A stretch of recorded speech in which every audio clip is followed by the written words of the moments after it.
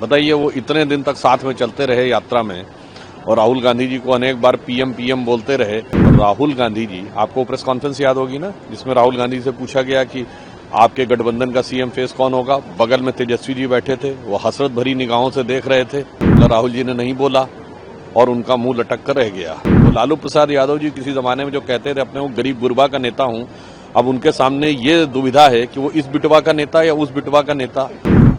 देखिए, बिहार में चुनाव की तिथियों की घोषणा हो गई है। निश्चित रूप से बिहार की जनता और पूरा देश भी देख रहा है कि किस प्रकार से परिवर्तन सकारात्मक दिशा में हुआ है।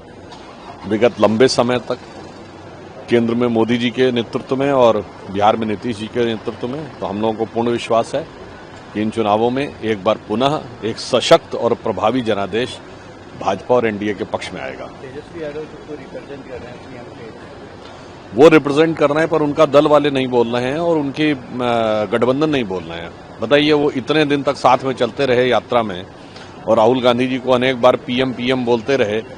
पर राहुल गांधी जी, आपको प्रेस कॉन्फ्रेंस याद होगी ना, जिसमें राहुल गांधी से पूछा गया कि आपके गठबंधन का सीएम फेस कौन होगा। बगल में तेजस्वी जी बैठे थे, वो हसरत भरी निगाहों से देख रहे थे राहुल जी की तरफ, मगर राहुल जी ने नहीं बोला और उनका मुंह लटक कर रह गया। तो मुझे लगता है गठबंधन तो छोड़िए, अब तो परिवार के अंदर मामला दूसरा है। वो लालू प्रसाद यादव जी किसी जमाने में जो कहते थे अपने को गरीब गुरबा का नेता हूं, अब उनके सामने ये दुविधा है कि वो इस बिटवा का नेता या उस बिटवा का नेता, इस बिटिया का नेता या उस बिटिया का नेता, यानी परिवार के अंदर भी समस्या आ गई है।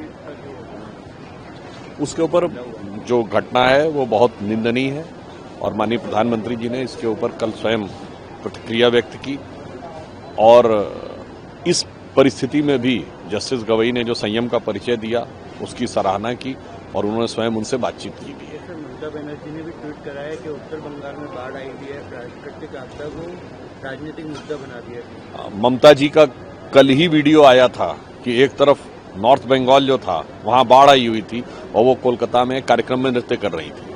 जिसे एक अंग्रेजी में कहावत है, when the Rome was burning and Nero was singing. यहाँ तो स्थिति है when the Bengal was drowning and the Mamata ji was dancing.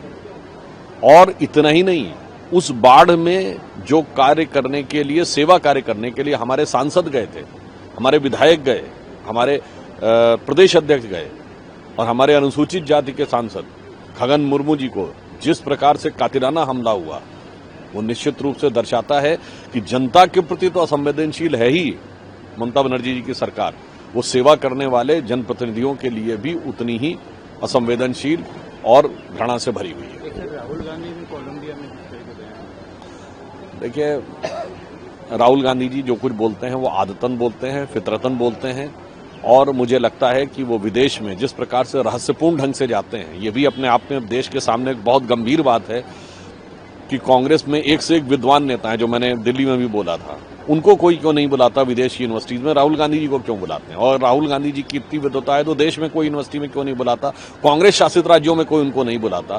तो ये अपने आप में रहस्य है कि उनको कौन बुलाता है और फिर वो जाकर क्या क्या बोलते हैं।